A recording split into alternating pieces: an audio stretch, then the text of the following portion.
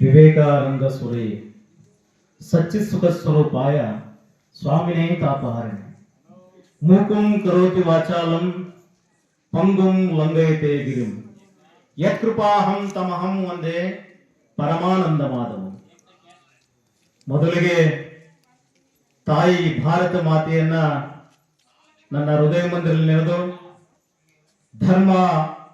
ಧರ್ಮ ರಕ್ಷಿತಿ ರಕ್ಷಿತ, ನಾವು ಧರ್ಮವನ್ನ ರಕ್ಷಣೆ ಮಾಡಿದ್ರೆ ಧರ್ಮ ನಮ್ಮನ್ನು ರಕ್ಷಣೆ ಮಾಡ್ತದೆ, ನಾವು ಅಧರ್ಮಿಗಳಾದರೆ ಧರ್ಮ ನಮ್ಮನ್ನ ಸರ್ವನಾಶ ಮಾಡುತ್ತೆ ಅನ್ನುವಂತ ಭಾರತ ಮಾತೆಯನ್ನ ನನ್ನ ಹೃದಯ ಮಂದಿರದಲ್ಲಿ ನೆನೆದು ಈ ಒಂದು ಶೋಭಯಾತ್ರೆ ಕಾರ್ಯಕ್ರಮದ ಒಂದು ನೇತೃತ್ವವನ್ನು ವಹಿಸಿಕೊಂಡಿರ್ತಕ್ಕಂಥ ಎಲ್ಲ ನಮ್ಮ ಏಕಲ್ ವಿದ್ಯಾಲಯದ ಮತ್ತು ಆಚಾರ್ಯಗಳು ಎಲ್ಲರೂ ಕೂಡ ನಾನು ನಮನಗಳನ್ನು ಸಲ್ಲಿಸಿ ನನ್ನ ಮಂಗಳೂರು ಗ್ರಾಮದ ನವಚೇತನ ಯುವಕ ಸಂಘದ ಎಲ್ಲಾ ಪದಾಧಿಕಾರಿಗಳು, ಮಂಗಳೂರು ಗ್ರಾಮದ ಎಲ್ಲಾ ಗುರು ಹಿರಿಯರು, ತಾಯಂದರಿಗೆ ಸ್ವಾಮಿ ವಿವೇಕಾನಂದರ ಜನ್ಮ ದಿನೋತ್ಸವದ ಹಾರ್ದಿಕ ಶುಭಾಶಯಗಳು.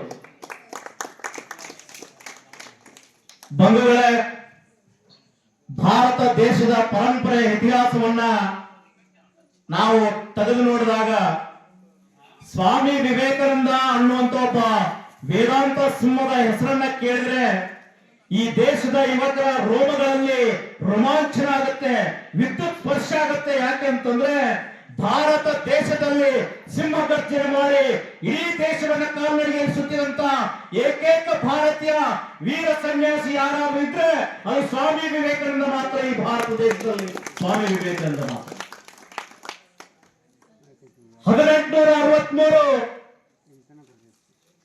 ಜನವರಿ 12ನೇ ತಾರೀಕು ಮಕರ ಸಂಕ್ರಾಂತಿಯ ಶುಭ ವೇಳೆಯಲ್ಲಿ ಜನ್ಮ ತಾಳಿದ ಭಾರತ ದೇಶದ ವೇದಾಂತದ ಸಿಂಹ ಸ್ವಾಮಿ ವಿವೇಕಾನಂದರ ಜೀವನ ಚರಿತ್ರೆಯನ್ನ ನಾವು ಒಂದ್ಸಲ ಮೆಲುಕು ಹಾಕಿ ನೋಡಿದಾಗ ಸ್ವಾಮಿ ವಿವೇಕಾನಂದರ ಆಲೋಚನೆ ಮಾಡಿದರು. ಭಾರತ ದೇಶ ಗುಲಾಮ ರಾಷ್ಟ್ರ ಆಗಿದೆ, ಇಲ್ಲಿ ಮೂಢನಂಬಿಕೆಗಳು ತಾಂಡವಾಡ್ತಾ ಇದ್ದಾವೆ, ಇದನ್ನೆಲ್ಲವನ್ನ ಹೋಗಲಾಡಿಸಬೇಕಾದ್ರೆ ನಾನು ಏನ್ ಮಾಡ್ಬೇಕು ಅಂತೇಳಿ ಚಿಂತನೆಯನ್ನ ಮಾಡ್ತಾರೆ.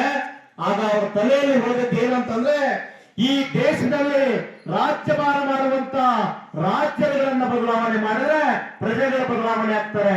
ನಾನು ಪ್ರಜೆಗಳ ಹತ್ರ ಹೋದ್ರೆ ಪ್ರಜೆಗಳು ಯಾವತ್ತೂ ಮೂಢನಂಬಿಕೆಯಿಂದ ಹೊರಗೆ ಬರ್ಲಿಕ್ಕೆ ಸಾಧ್ಯ ಇಲ್ಲ ಅಂತ ಹೇಳಿ ಸ್ವಾಮಿ ವಿವೇಕಾನಂದರು ಕಾಲ್ನಡಿಗೆಯಲ್ಲಿ ಇಡೀ ಭಾರತವನ್ನ ಸುತ್ತಾರೆ. ಇಡೀ ಭಾರತವನ್ನ ಸುತ್ತಿ ಮೂಢನಂಬಿಕೆಯನ್ನು ಹೋಗಲಾಡಿಸೋದ್ರ ಜೊತೆಗೆ ರಾಜ ಮಹಾರಾಜರನ್ನ ಬದಲಾವಣೆ ಮಾಡಿ ಒಂದು ದಿವಸ ವಿಶ್ವ ಸಮ್ಮೇಳನ ಪ್ರಾರಂಭ ಆಗುತ್ತೆ. ತಾಯಂದಿರಿಗೆ ಕೇಳಲೇಬೇಕು ನೀವು ಇದನ್ನು. ಅಮೆರಿಕದ ಚಿಕಾಗೋದಲ್ಲಿ ವಿಶ್ವ ಸಮ್ಮೇಳನ, ಎಲ್ಲಾ ರಾಷ್ಟ್ರದ ನಾಯಕರು ಸೇರಿ ಒಂದು ಜಗತ್ತಿನೊಳಗಡೆ ದೊಡ್ಡ ಸಮಾವೇಶವನ್ನು ಆಯೋಜನೆ ಮಾಡ್ತಾರೆ. ಅದಕ್ಕೆ ವಿಶ್ವ ಸಮ್ಮೇಳನ ಅಂತ ಕರೀತಾರೆ. ಅಮೆರಿಕದ ಚಿಕಾಗೋದಲ್ಲಿ ಆ ಸಮಾವೇಶ ನಡೀತದೆ. ಭಾರತದ ಪ್ರತಿನಿಧಿಯಾಗಿ ಸ್ವಾಮಿ ವಿವೇಕಾನಂದರು ಅಮೆರಿಕಕ್ಕೆ ಹೋಗ್ತಾರೆ.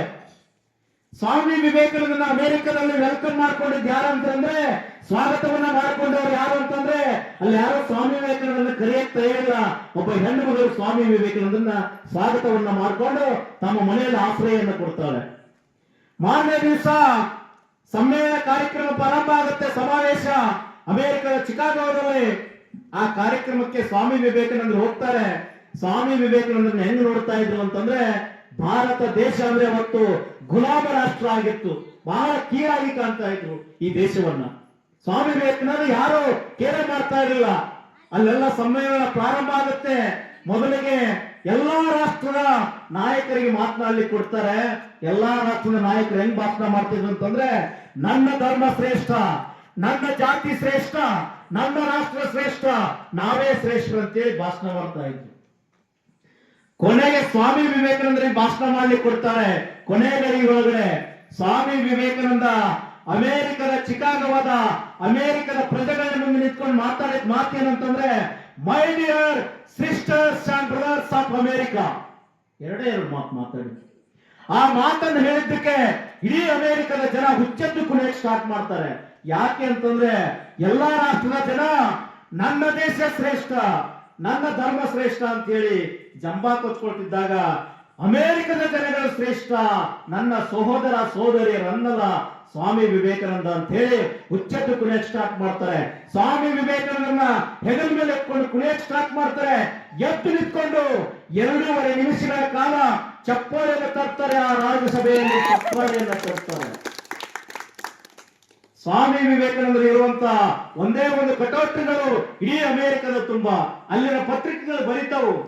ಸ್ವಾಮಿ ವಿವೇಕಾನಂದರ ಬಗ್ಗೆ ಅಮೆರಿಕದ ಶ್ರೇಷ್ಠ ಪತ್ರಿಕೆಗಳು ಬರೀತಾವು. ಕೊಲಂಬಸ್ ಅನ್ನುವಂತ ವ್ಯಕ್ತಿ ಅಮೆರಿಕದ ಮಣ್ಣನ್ನು ಮಾತ್ರ ಕಂಡಿಲ್ಲ, ಭಾರತ ದೇಶದಿಂದ ಬಂದಿರುವಂತ ಈ ವೀರ ಸನ್ಯಾಸಿ ಅಮೆರಿಕದ ಜನಗಳ ಹೃದಯವನ್ನೇ ಗೆದ್ಬಿಟ್ಟ ಅಂತೇಳಿ ಅಲ್ಲಿಯ ಪತ್ರಿಕೆಗಳು ಬರೀತಾವು. ಒಂದು ದಿವಸ ಅಲ್ಲಲ್ಲಿ ಸಭೆಗಳು ನಡೀತಾ ಇರ್ತವೆ ಅಮೆರಿಕದಲ್ಲಿ. ಒಬ್ಬ ಸುಂದರವಾದ ಹೆಣ್ಮಗಳು, ಅಮೆರಿಕದ ಸುಂದರವಾದ ಹೆಣ್ಮಗಳು ಸ್ವಾಮಿ ವಿವೇಕಾನಂದ ಬಳಿ ಓಡೋಡಿ ಬರ್ತಾಳೆ.